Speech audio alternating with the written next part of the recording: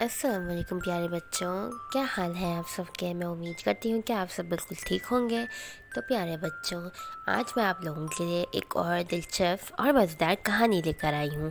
کہانی اگر اچھی لگے تو اسے لائک کرنا مت بھولیے گا اور میرے چینل کو سبسکرائب کر دیجیے گا۔ تو چلیں کہانی کو شروع کرتے ہیں۔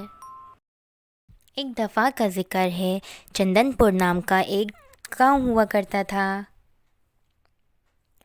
یہ گاؤں خشک اور پانی والے ناریل کے لیے بے حد مشہور تھا۔ ٹپو نام کے ایک غریب تاجر اپنے ناریلوں کا اسی گاؤں میں دکان رکھا کرتا تھا۔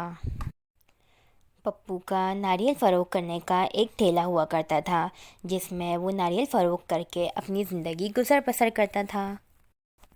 ایک روز وہ اپنے ٹھیلے پہ کھڑے ہو کر ناریل بیچ رہا تھا کہ اسے اچانک سے رونے کی آواز آئی۔ تو ٹپو نے سوچا کہ یہ کیا، یہ کون رو رہا ہے؟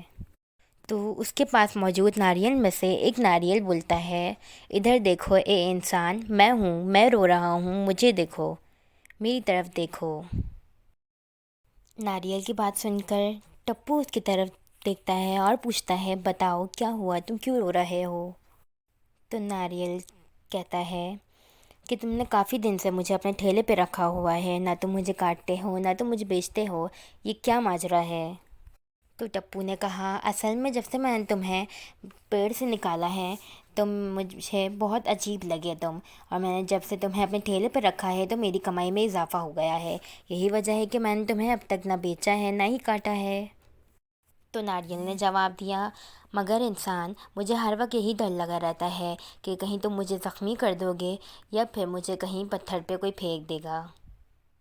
تو ٹپو کہتا ہے، تم بالکل بھی فکر مت کرو، ایسا میں کچھ بھی نہیں کروں گا۔ تو ناریل نے کہا، بہتر ہے انسان، کیونکہ جو بھی دنیا میں آیا ہے یہ قدرت کا قانون ہے کہ اسے واپس بھی جانا ہے، میں رکھے رکھے سرریل ہو کے مرنا نہیں چاہتا، بہتر ہے کہ تم میرے حق میں کوئی فیصلہ کرو۔